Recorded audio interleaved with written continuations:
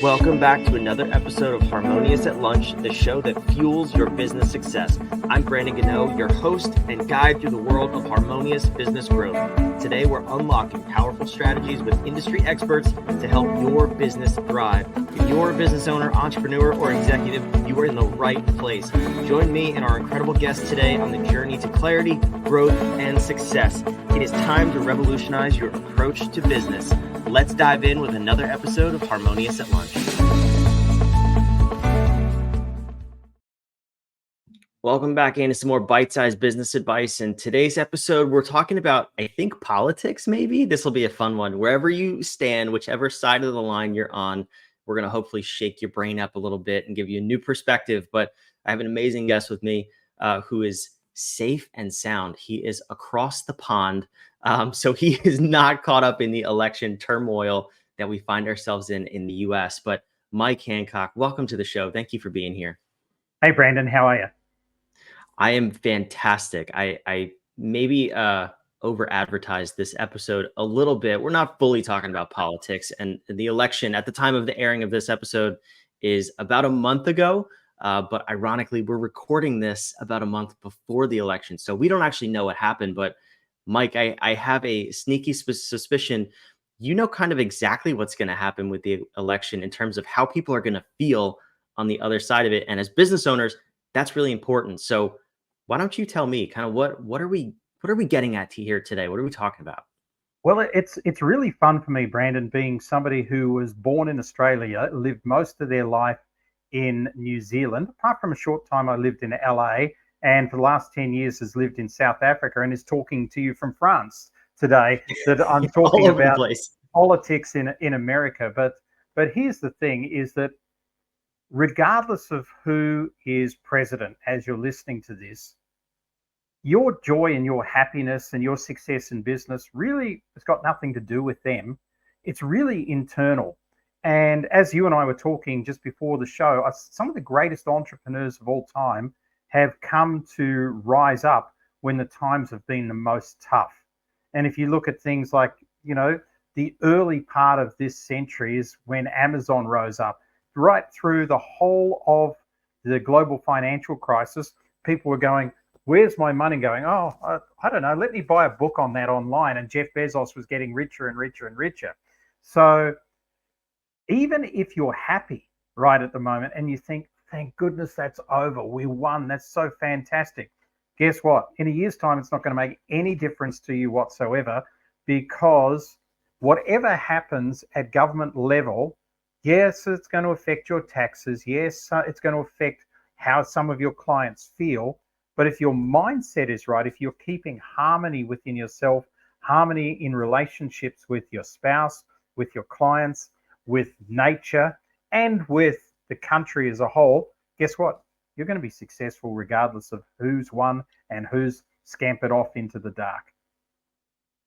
Yeah, I mean, it's an easy topic to talk about because it's current, right? I mean, the election, like I said, was a month ago. We're inducting the new president. We're swearing the new president in about 6 weeks. So this is a current event, if you will. But in March, in June, in September of next year, it doesn't matter. Like, the president is the president for 4 years, but something else will come up. Whatever that is, I don't know. It could be another financial crisis. It could be natural disasters, whatever that is. I think what you're talking about is, yes, it's a current event of the election, but you're really talking about keeping your emotions and your mindset in check, regardless of your exterior world.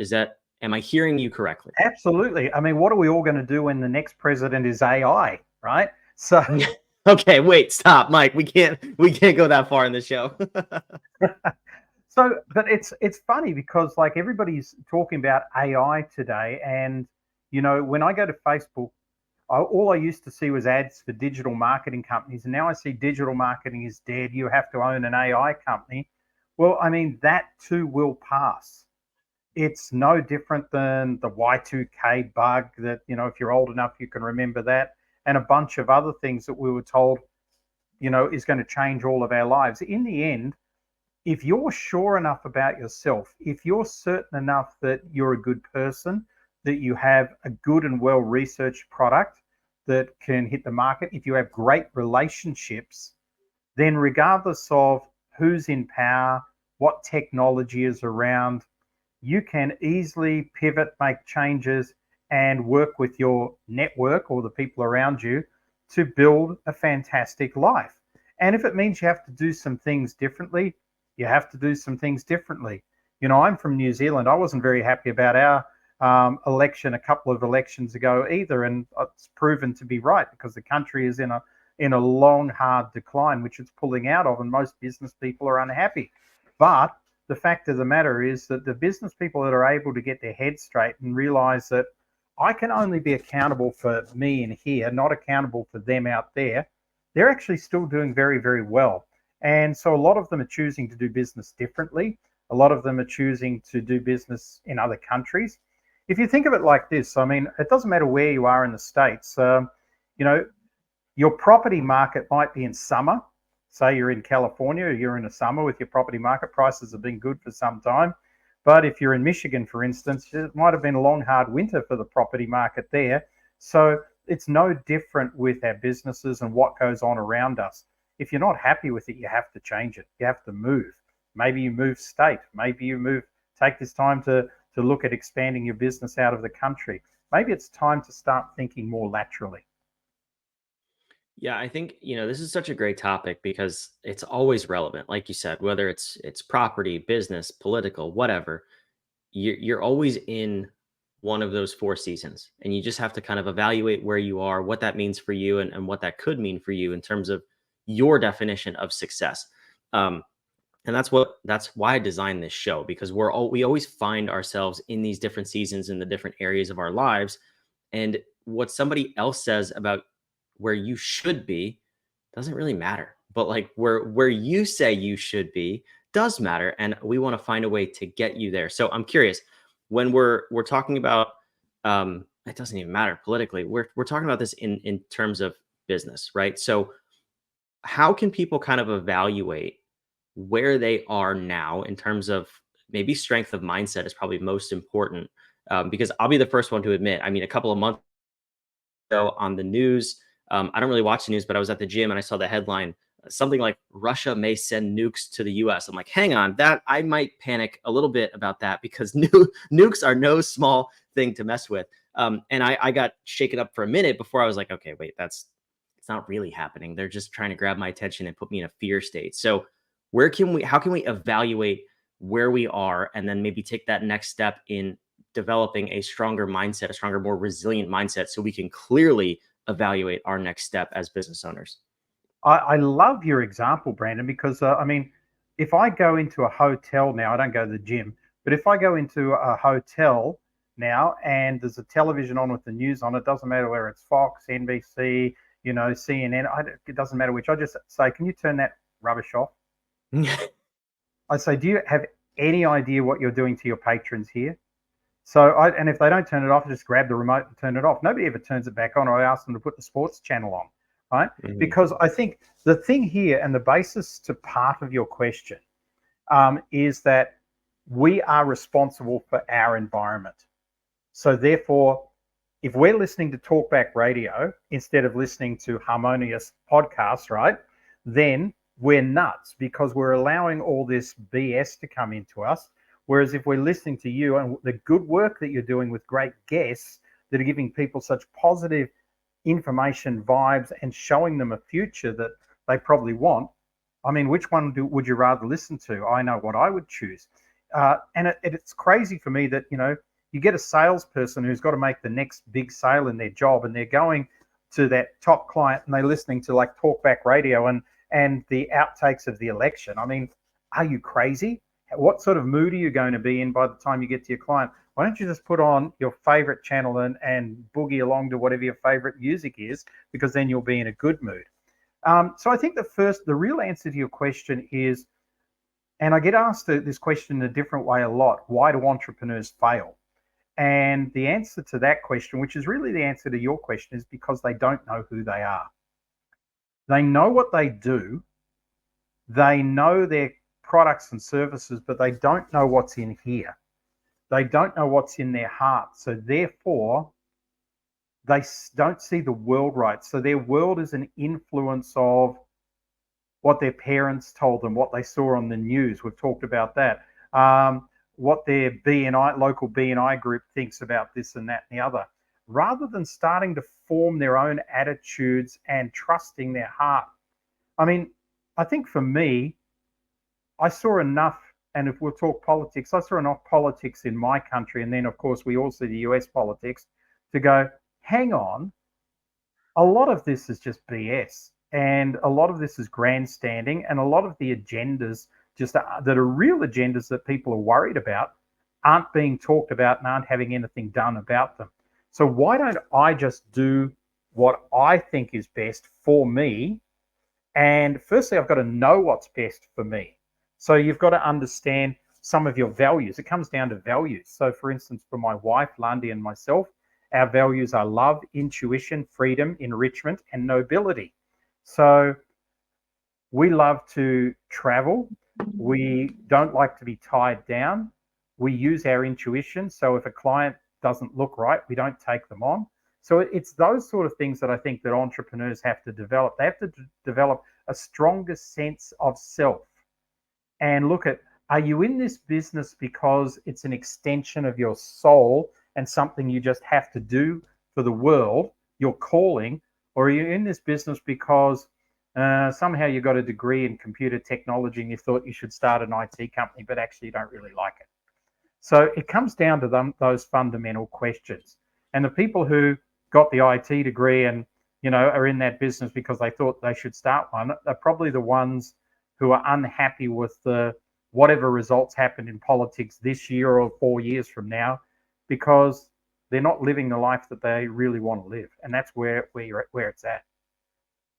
Yeah, it's so funny you talk about that because when I talk to the people who are most happy, satisfied with what they're doing, satisfied is a bad word, but they feel the most joy with what they're doing, and it's effortless, regardless of the monetary success. And I've seen it all the way up and down to from billionaires who I've spoken to, all the way down to people who don't have two pennies to rub together. They all start with core values. And it's funny because we always take our clients, regardless of where we meet them, we ask what their core values are. And if they don't have them in their business, we develop them with them. And everyone's like, this is dumb. I thought you were business consultants. I'm like, yeah, yeah, hang on. Like, please let us go through this exercise because you can't run a business unless you have that stuff down on paper for all the reasons you just said. You don't know who to work with. You don't know what to say yes and no to. You don't know who you are. And I see that very much in the personal development space is it's it's a lot of people who don't know who they are and they're looking for permission to be what really somebody else says they can be. And I have a little bit of reservation with that because I don't think it's up to somebody else. I really do believe it's up to you and your calling, and you have to figure out what that is for you.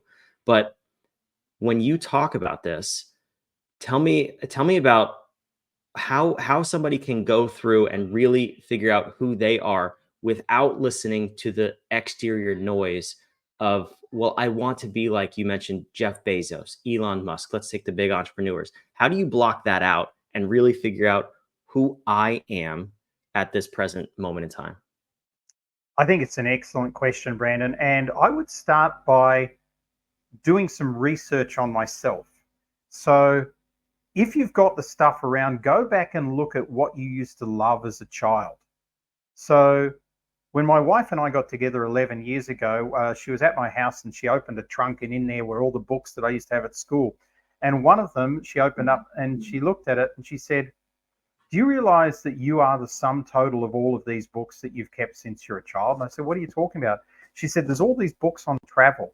She said, you love travels. She said, there's all these books on World War II. She said, you're constantly watching World War II documentaries on television. She said, there's books on design and architecture. You're constantly trying to develop things, and you love property. And I went, oh, this is correct. And I could see that I'm the sum total of that. And then I'm a musician. So my life can't exist without music.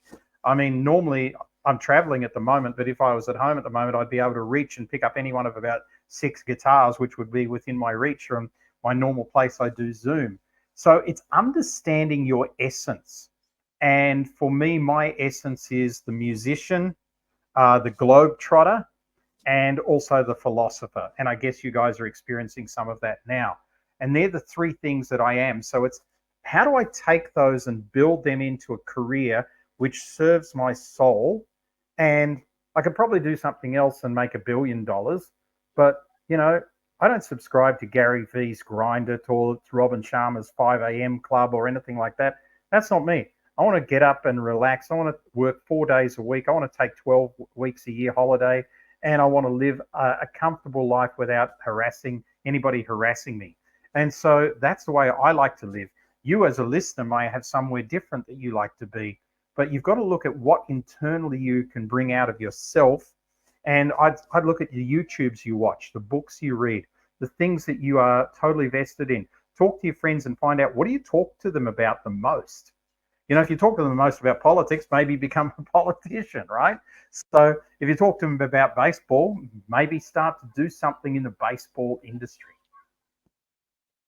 Mike, I love it. This is so fantastic. And I encourage everybody to do that because these apps, like you mentioned, YouTube, they're already doing this for you. They feed you the things that you're watching. They feed you more of that, and they really don't deviate other than maybe 1 or 2% of the time to see if you may grab onto something else. But they're building these algorithms of who you are. The internet knows who you are better than most people know who they are, which I think is fascinating. Full transparency for me, my YouTube search history is a lot of videos on cutting grass and how to have really, really green grass. So put it down below in the So comments. cool. What does your YouTube search history say about who you are and what your passions are? I'd love to hear it. Mike would love to hear it. Mike, this is phenomenal. Where can the listeners learn more about you? Look, I think if they just simply want to connect with me, you can go to LinkedIn and just search my name, Mike Handcock, Handcock. Or if they want to engage a little bit more, go to the Circle of Excellence.biz, B-I-Z, Circle of Excellence.biz, which is our website. And right there's an assessment which we can help you with and give you a lot of guidance on what style of entrepreneur are you and what are you missing out on, which is the reason you're not more successful than you are now. And so you can do that in about 2 or 3 minutes, and you can get some feedback that most people find really useful. And it's not just feedback while do this. We also give you about 5 or 6 different business models in there that you can learn from simply for free, that you can grab and obtain there. That's fantastic. It's on the screen if you're watching. It's down below in the show notes wherever you're watching or listening. So go check that out, along with the LinkedIn link right to Mike's page. So you can go connect with him there. Mike, before I let you go, though, I'd love to ask this one final question of our listener or of our guests, excuse me. And we just believe here that powerful questions get powerful answers. I think you resonate with that a whole lot based on how I've come to know you over the last Absolutely. 18 whole minutes. But I want to know for the listeners, what's a question that they can ask themselves if they want to up level their life or their business, if they're in this period of, I don't really know what's going on in the world. What's that one question you think is going to be the most powerful that they can ask themselves right now? If I only had 6 months to live, but I had to work during that 6 months and make an income, what would I choose to do with that 6 months?